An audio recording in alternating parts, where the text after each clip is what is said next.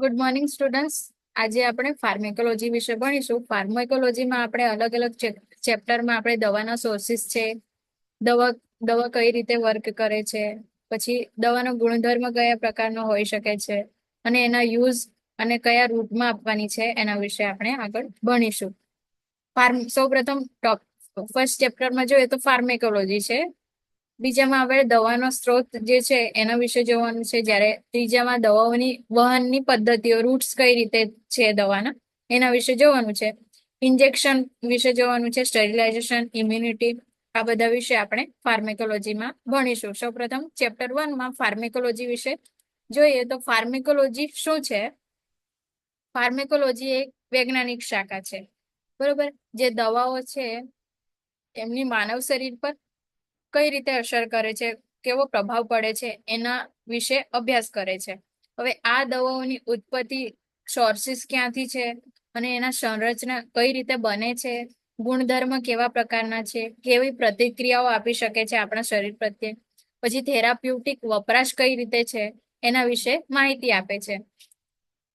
ફાર્માકોલોજીના મુખ્ય વિભાગો જોઈએ તો ફાર્માકોઇનેટિક્સ છે, જે દવા શરીરમાં કેવી રીતે અવશોષિત થાય છે, એબ્સોર્પ્શન થાય છે, ડિસ્ટ્રીબ્યુશન કઈ રીતે થાય છે, કે ચયાપચયની જે ક્રિયા છે એમાં કઈ રીતે વર્ક કરે છે, વિસર્જન કઈ રીતે થાય છે દવાનું, એના વિશે ફાર્માકોકાઇનેટિક્સમાં ભણવાનું આવે છે. જે હવે ફાર્મેકોડાયનેમિક્સમાં જોઈએ તો દવા શરીર પર કેવી રીતે કાર્ય કરે છે અને તેનો જીવન તંત્ર પર શું પ્રભાવ પડે છે તેના વિશેનો અભ્યાસ છે. આવી રીતે જ આપણે ક્લિનિકલ ફાર્મેકોલોજી પણ એવી શાખા છે જે દવાઓના થેરાપ્યુટિક ઉપયોગ અને ક્લિનિકલ પરીક્ષણો અંગેનો અભ્યાસ આપણને પૂરો પાડે છે. ટોક્સિકોલોજીમાં જોઈએ તો દવાઓના ઝેરી પ્રભાવ અને તેમની સુરક્ષા મર્યાદાઓનો અભ્યાસ પણ થઈ શકે છે.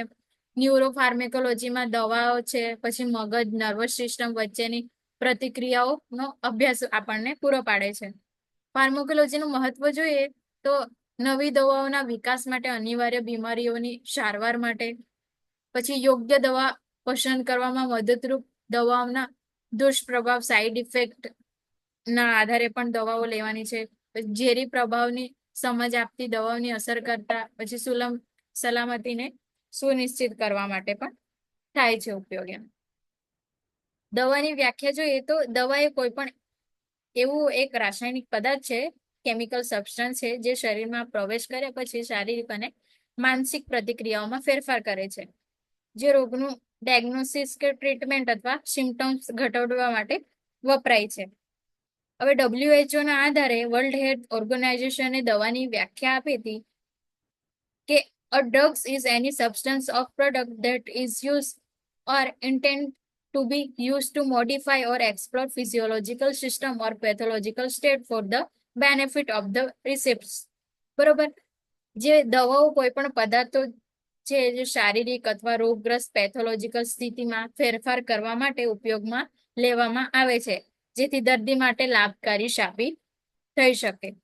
બરોબર, દવાઓના લક્ષણો જોઈએ તો શરીર પર ફિઝિયોલોજીકલ અથવા બાયોકેમિકલ અસર કરી શકે છે, રોગોના ઉપચારમાં, પ્રિવેન્શન અથવા નિદાન માટે પણ વાપરી શકાય છે, યોગ્ય માત્રામાં અને યોગ્ય રીતથી લેવામાં આવે તો લાભકારી સાબિત થઈ શકે છે, અને દવાઓની તબીબી સલાહ મુજબ જ વાપરવી જોઈએ, જેમ કે નહીં તો ઝેરી અથવા કોઈ સાઈડ ઇફેક્ટ પણ, પોઈઝનિંગ પણ થઈ શકે છે. બરોબર, એનો યોગ્ય રૂટ અને ડોઝથી લેવું જોઈએ. આપણે દવાઓના ઉદાહરણો જોઈએ તો આકૃતિમાં જો પેનિસિલિન છે, એસ્પિરિન છે, પેરાસિટામોલ્સ છે, બરોબર, પેન કિલર્સ, આ બધી દવાઓનો ઉપયોગ થાય છે. પેનિસિલિન જોઈએ તો બેક્ટેરિયલ ઇન્ફેક્શન માટે વપરાય છે. પેરાસિટામોલ તાવ છે કે દુખાવા માટે પણ યુઝ થાય છે. ઇન્સ્યુલિન આપણે ડાયાબિટીસ કંટ્રોલ માટે કરીએ છીએ, મેન્ટેન કરવા માટે ઇન્સ્યુલિનનો ઉપયોગ થાય છે. એસ્પિરિન એટલે કે દવા અને હૃદય રોગ માટે વાપરી શકાય છે. Thank you so much students.